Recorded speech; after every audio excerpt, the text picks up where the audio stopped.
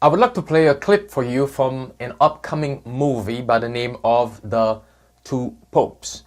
Once again, this is another documentary, another movie trying to exalt the Pope, trying to brainwash the masses, trying to picture the papacy as a peaceful power at the same time. Watch this. You've been one of my harshest critics. The way you live is a criticism. Your shoes are a criticism. You don't like my shoes? Cuando tenga la tierra, sembraré las palabras You think you know better? que mi padre. We are no longer part of this world. You know the hardest thing is to listen. To hear his voice. God's voice.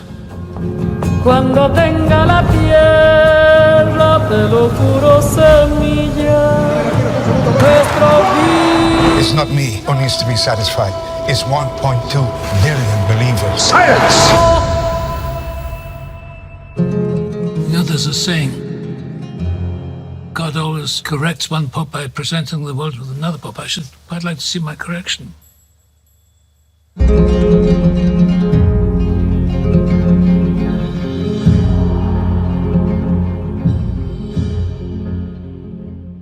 Recently, we have been seeing so many documentaries, so many movies about the Pope. And I believe without a shadow of a doubt, it's because the deadly wound is truly healing and we are about to experience a Sunday law soon and very soon. Now, in the clip that we just watched, where Anthony Hopkins, who played the role of Pope Benedict, said to then future Pope Francis that you are just a man. What is that plant? It's oregano. Your gardener gave it to me. You're very popular. I just tried to be myself. Whenever I try to be myself, people don't seem to like me very much. Confidential church documents were allegedly leaked to the press, alleging corruption and misconduct among the clergy. I hope this business is not too distressing. Does a shepherd run away when the wolves appear? We are moving in directions I can no longer condone. I've struggled to do what must be done, but I've lost. Popes can't resign. If you do this, you will damage the papacy forever. I can no longer sit on the chair of St. Peter. You are mistaken. You are... Silence! I cannot play this role anymore. There's a saying, God always corrects one pope by presenting the world with another pope. I'd like to see my correction. Cuando tenga la tierra, la tendrán los Reform needs a politician. los maestros. The most important qualification for any leader is not wanting to be leader. It's not me who needs to be satisfied. It's 1.2 billion believers. Cuando tenga la tierra, te lo You're the right person. Church needs to change, and you could be that change. It could never be me. The grand doors have slammed shut and will remain so till the next pope has been chosen. From that balcony up there, nothing is static in nature, not even God. Where should we find him if he's always moving? On the journey? Oh, perhaps we'll find God over there on the journey. I'll introduce you to him. Being Pope, you must remember that you are not God. You're only human.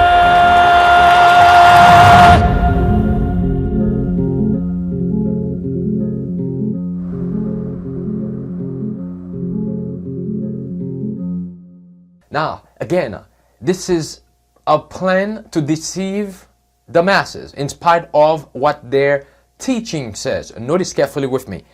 This is, again, a plan of the enemy to deceive many as we are about to have a Sunday law. Well, again, as I mentioned before, there's already a Sunday law, but as we are about to see nations, especially the United States of America, legislating Sunday. If the Pope is not a man, what does Daniel chapter 7 tells us? In verse 25, where the Bible says he speaks great words against the Most High. and shall wear out the saints of the Most High, and think to change times and laws, and they shall be given into his hand until a time and times and the dividing of time. This was referring to the papacy, speaks blasphemous things against God and attempted to change the law of God. This attempt to change the law of God in and of itself shows that the papacy is saying that they are God on earth and that they can even change the law of God. Notice carefully with me what Spirit of Prophecy tells us here. Signs of the Times, November 19, 1894. Through the Pope of Rome. Through whom? The Pope of Rome. The same work has been carried on here on earth as was carried on in the courts of heaven before the expulsion of the prince of darkness. That would be Satan. Satan sought to, notice, to do what? To correct the law of God in heaven. That is exactly the work of the popes, to exalt themselves above the law of God. So the same work that Satan started in heaven, this rebellious work against the law of God, it's the same work that the popes have been doing for thousands of years now. Notice carefully, or hundreds of years. Notice, Satan sought to correct the law of God in heaven and to supply an amendment of his own. He exalted his own judgment above that of his creator and placed his will above the will of Jehovah, and in this way virtually declared, notice carefully, God to be fallible. Notice, the Pope also takes the same course and claiming infallibility for himself. Do you see it? By exalting Sunday above the Sabbath of the Lord, by making this attempt to cause the whole world to forget about the law of God. So in other words, as we just read there, the popes have been saying for hundreds of years now that God is fallible and that his law needs to be corrected. Notice carefully. Again, the Pope also takes the same course as Satan did, claiming infallibility for himself, seeks to adjust the law of God to meet his own ideas, thinking himself above to correct the mistakes he thinks he sees in the statutes and commands of the Lord of heaven and earth. He virtually says to the world, I will give you better laws than those of Jehovah. What an insult is this to the God of heaven? And that is the reason why we were told to do a work to call a people out of this blasphemous power. And now, this was from Spirit of Prophecy. Now, even the Bible tells us that they claim infallibility. Remember, chapter 7, verse 25 of Daniel says that. Now also, in verse 8, the latter part of verse 8, it says, in this horn were eyes like the eyes of men, and a mouth speaking what? Great things, which means blasphemy. And also in Revelation chapter 13, the Bible tells us the same thing in Revelation chapter 13, verse 1. And I stood upon the sand of the sea, and saw a beast rise up out of the earth, having 7 heads and 10 horns, and upon his horns 10 crowns, and upon his heads the name of what? Blasphemy. Verse 5, and there was given unto him a mouth speaking great things and blasphemies, and power was given unto him to continue 42 months. Verse 6, and he opened his mouth in blasphemy against God, to blaspheme God's name and his tabernacle and them that dwell in heaven. Now let's look at their blasphemous writings. Notice carefully on the screen.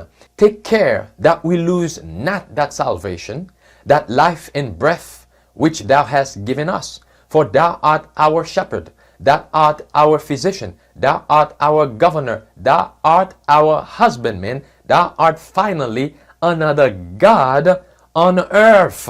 This was a quote about the Pope being another God on earth. Notice another one. The Pope is not simply the representative of Jesus Christ. On the contrary, he is Jesus Christ himself under the veil of the flesh, and who by means of a being command to humanity continues his ministry amongst men. Does the Pope speak? It is Jesus Christ who is what? Speaking. Does he teach? It is Jesus Christ who teaches. Does he confer grace or pronounce an anathema? It is Jesus Christ himself who is pronouncing the anathema and conferring the grace. This was from Pope Pius X, and you can see the date there. Now the one here, we may, according to the fullness of our power, dispose of the law and dispense above the law. Those whom the Pope of Rome doth separate, it is not a man that separates them, but God. For the Pope holdeth place on earth, not simply of a man, but of the true God. That's from Pope Innocent III. This is blasphemy, brothers and sisters. And there was a time in history when there was two popes as well. And during that time was a time of Wycliffe. And as Wycliffe was ministering to God's people, was exposing the works of the papacy. And the papacy were about to lay hands on him. Then came a rival between two popes. And notice carefully what Spirit of Prophecy tells us here. Great Controversy 86. God's providence still further overruled events to give opportunity for the growth of the Reformation. The death of Gregory was followed by the election of, what is it?